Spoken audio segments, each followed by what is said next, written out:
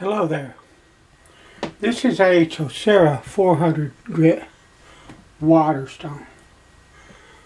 I did a video a while back about choosing a stone progression for sharpening knives. And I used India oil stones, or I'm sorry, I used I believe baryonyx oil stones for lower grit, or water stones for lower grit, and then Arkansas stones. And if you know me and watch this channel, you understand that I sharpen in an old school technique, and I use the old school stones, the Indias, the Arkansas, things of that nature, to sharpen with. That is what I'm used to, because I guess you could call me older, and I have sharpened with these stones most of my life, and so that's what I like. Okay, but I mentioned there that the techniques that I teach, it does not matter the stone that you're using.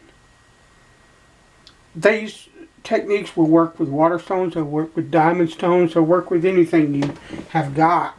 And so I wanted to do sort of an example progression for water stones. This is the Chosera 400, and we're going to move from it to a couple of different grits of water stones. And I am sharpening a Rough Rider Gunstock bone. We're just going to take one of these blades. It's a muskrat pattern, which means it has two identical blades. Generally they're clip points like these. And we're going to take one of these on this water stone and sharpen it. Bring it to sharpness. Same techniques, just on a water stone.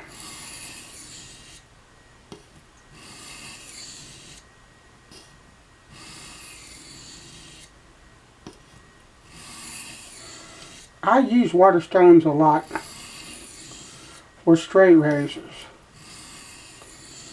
They're a known quantity. In other words, this 400 is a 400, a 400, a 400. All you got to do is purchase it. It'll be the same grit. There's very little variance between the artificial stones. It's basically non-existent. The consistency of the stone is really, really good. And you might say, well, then why in the world would you use Arkansas stones instead of water stones? Why not use a man-made stone like this water stone, or like diamond stones or something like that? Well, I like the natural stones. They feel different. They're beautiful, and it's a natural beauty.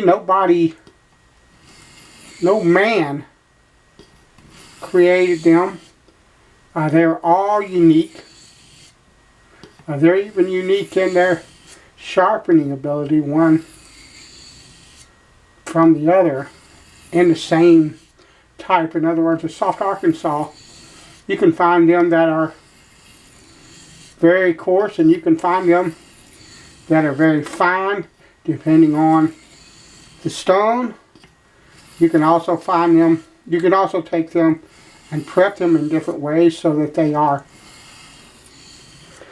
within their grit range, or not their grit range, but within their hardness and density range, either coarser or finer.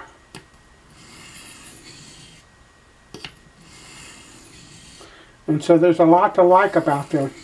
And it's a stone that come out of the ground. There's a beauty to them. Same thing with J-Nats or Coticals, or any other, the Eschers, Thuringians, any of the natural stones. They are uniquely different, even 1-to-1.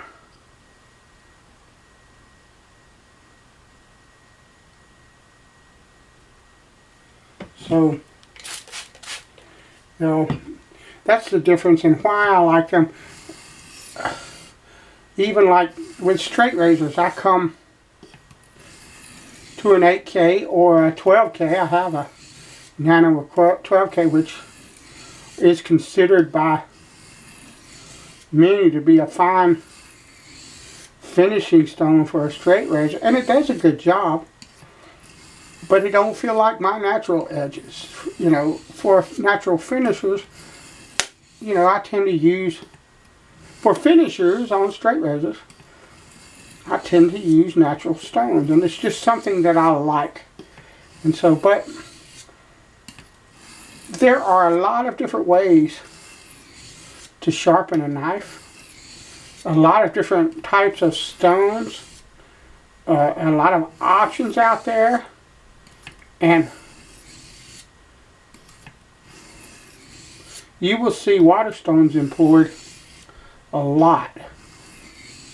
Most water stones, if you get a full-size one or bigger, they're 2 3/4 or 3-inch.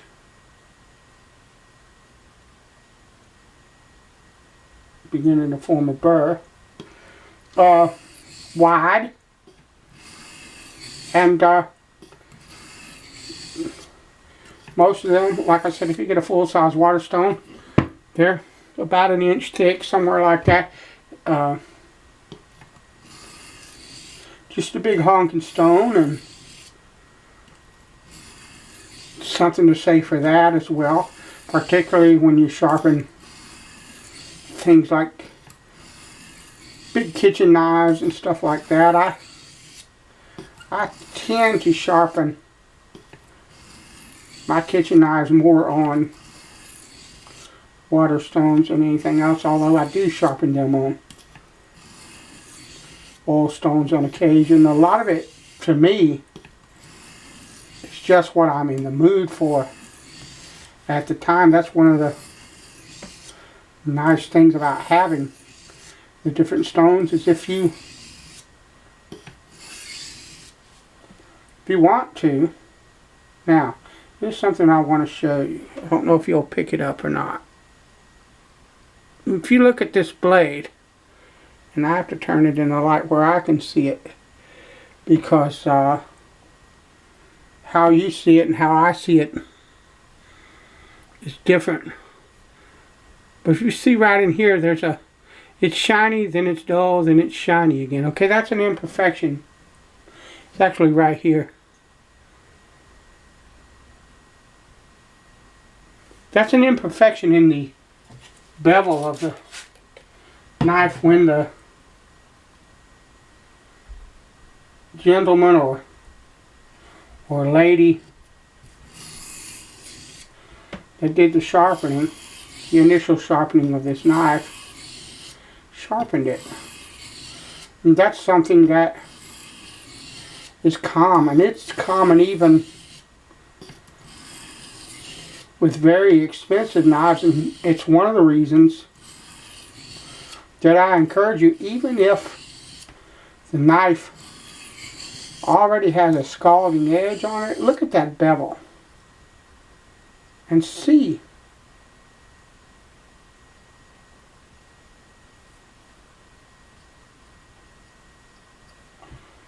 what that looks like. You might want to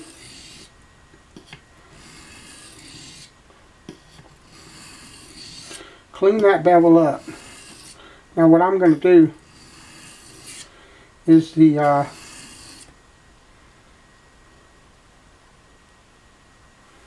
burr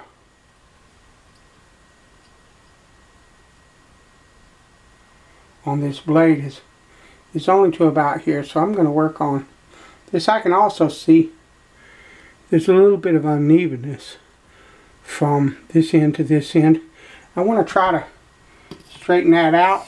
Now, This is basically advanced stuff. You want to be careful when you're doing this that you don't end up messing up the bevel even more than what you might already consider it. So, okay, that's more even. I don't know what it's done for the burr.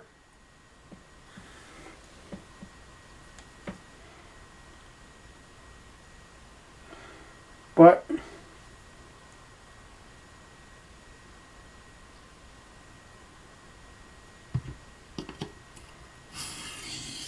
now what I want to do is I want to blend these. I want to blend this area that didn't really get any sharpening from this action here. I want to blend it back into, I want to blend it back together so the scratch pattern is even along the entire edge of the blade.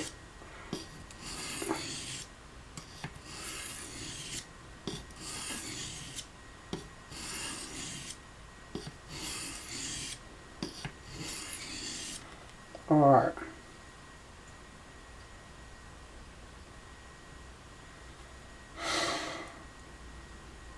Lovely. Alright. We're going to turn her over.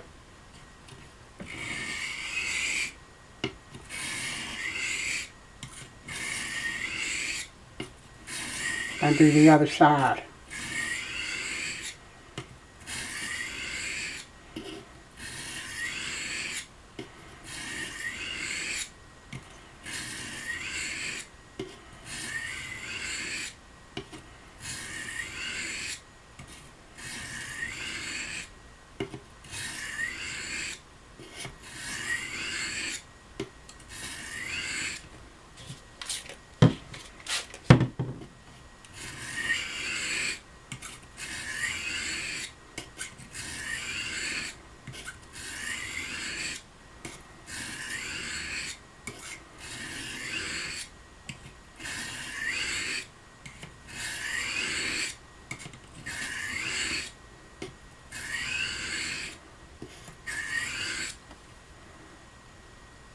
Lovely. I want to give it a few more. I've got a burr along the entire length of the blade on this side now. What I want to do is kind of look at my bevels and see how even they are, and they are very even. So now we're going to remove a burr just like we always do. What I'm doing is using a very light pressure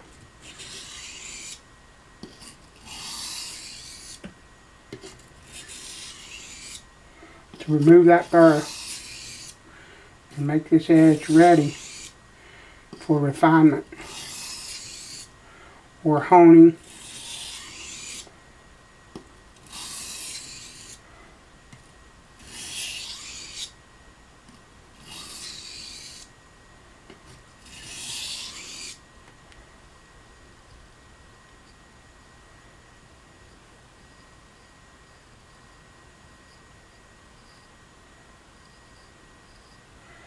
It's cutting really well, but it feels like there's just a bit of that burr left on the blade, so I'm gonna give it a few more passes on this stone.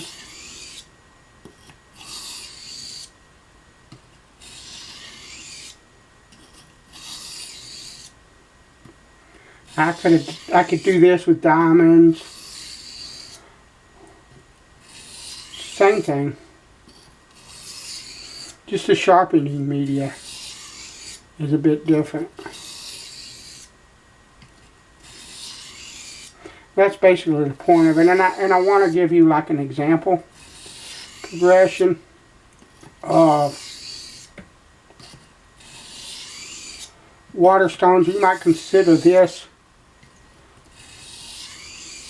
similar to the fine India that I use all the time to get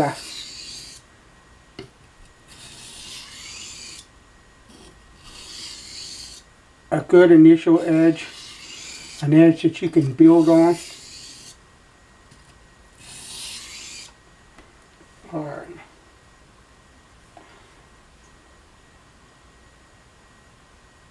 Lovely.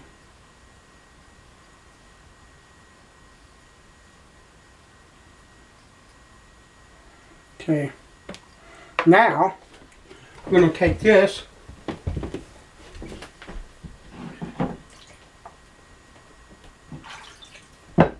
rinse it off under water.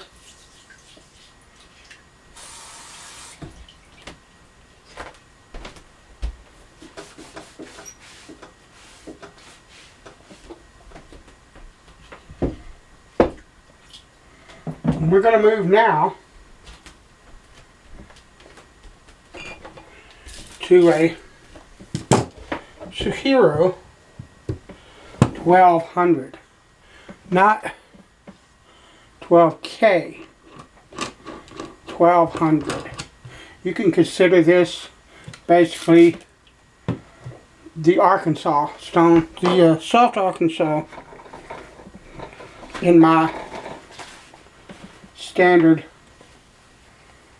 oil stone progression.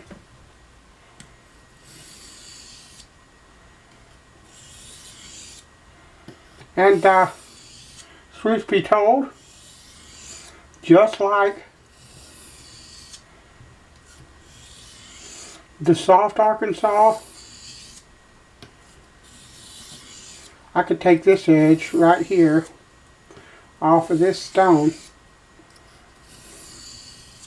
and be perfectly happy with it. Now, I won't be doing that. I'll be going to one other stone. But the thing is, with water stones, you can go super high if you want to. You can go to 6K or 8K or 20K, 12K, 20K. I think there's even a 30K water stone out there somewhere. I can't remember. But I think I read that somewhere or saw that somewhere. But in truth, unless you're sharpening a straight razor, you really don't need that high of a polish on an everyday knife or even a kitchen knife. Now, I know that there are a lot of the Japanese chefs that will go to something like a 6,000 or even like an 8,000. But they are doing things like sushi, where you need a super fine cut.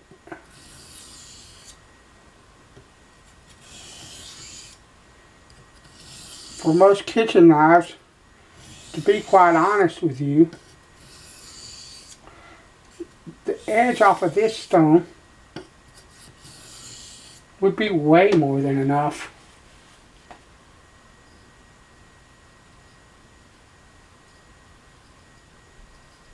Lovely.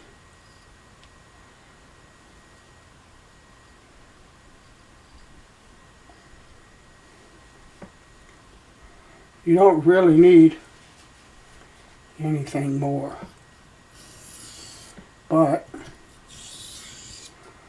I want to go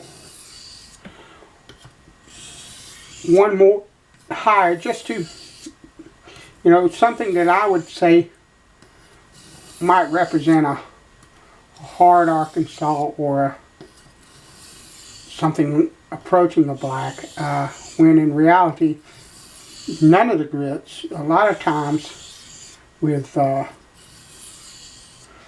Arkansas stones, people will say stupid things like, well, the Arkansas black is like an 8,000 grit stone or whatever. No, it's not. Sorry, it's not. It's a natural stone that has a density rating, not a grit rating, and it depends on how that stone is prepped and how someone sharpens on it, how sharp that knife is going to be, and how keen it's going to be. And I can take a black Arkansas, which everybody says, oh, 8,000, 8,000, and I can come off an 8,000 grit water stone and go to that black Arkansas, or I can do a straight Arkansas progression, and the shave off of that black Arkansas stone will exceed any flipping thing that you could put it on synthetic wise. And in my opinion, any natural stone, whether it's a J-nat or a conical or a Thuringian or anything else, there is nothing that I have ever experienced when it comes to the refinement of a straight razor that even comes close to what a black Arkansas will do to the edge of a straight razor. And that's just flat out the deal. And so the idea that someone can quantify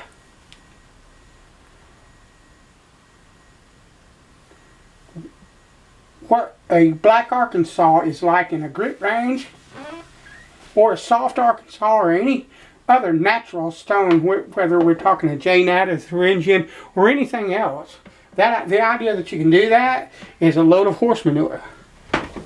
So, in my opinion, yeah, I'm allowed. And now, what we're going to do is we're going to move to a Norton 4K. This is a Norton 4K, 4,000, 8,000 combination stone. We won't go to the 8K. We're going to go straight to the 4K. And to be quite honest, anything between 3K and 4K on a water stone is way more than you need for a knife.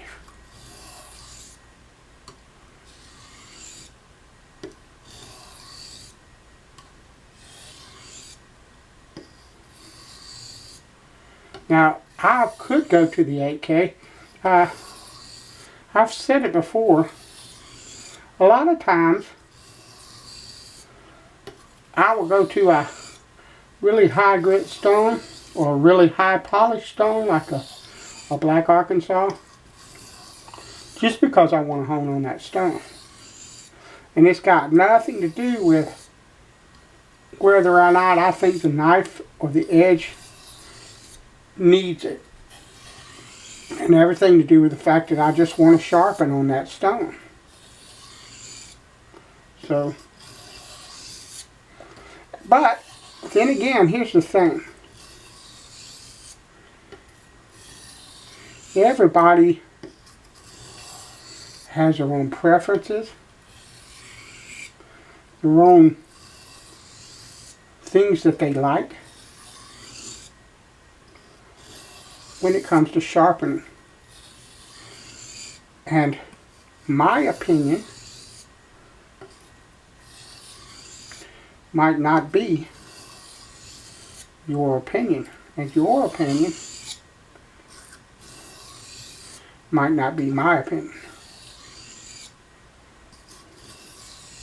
And it's all good. One of the reasons, my opinion is not the gospel. One of the reasons you hardly ever see me on a knife sharpening Facebook group or a knife sharpening forum or anything of the sort is because there's too many people on those forums that think that their opinion is the only opinion that counts, and that somehow they've been gifted by the Almighty with the gospel of sharpening, and that if you disagree with their gospel, you're a heretic. And all of that, because there's a lot of snooty people. There's a lot of awesome people too, don't get me wrong. Love you.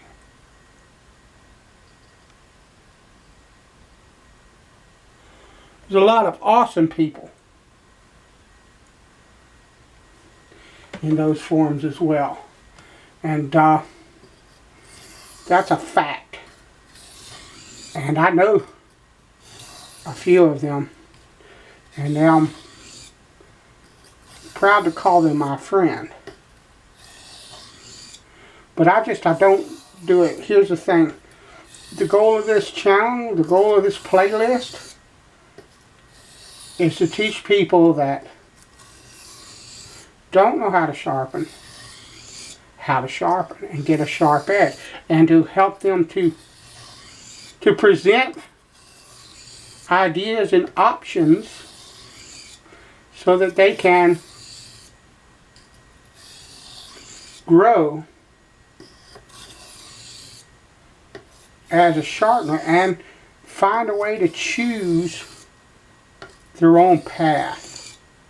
Because that's the thing.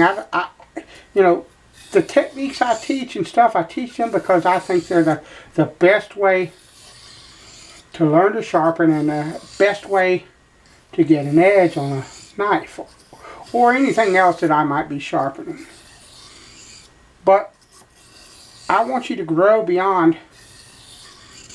I don't want you to be someone who takes everything I say as the gospel and says that, you know, well, that's the only way to sharpen, or that's the only whatever. Okay? I want you to grow as a knife sharpener to form your own educated opinions about sharpening. Okay, that is done.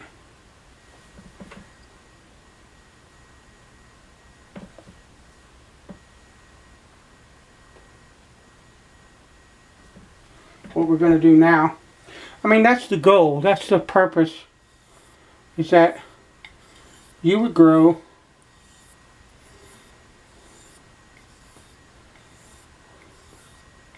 to find your own way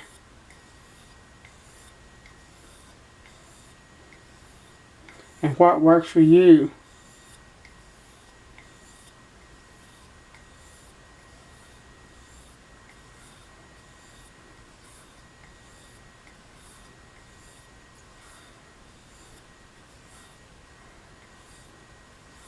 Alright, that's the sharpening. That's an example of a Waterstone progression. Alright, bless you. I'll talk to you later.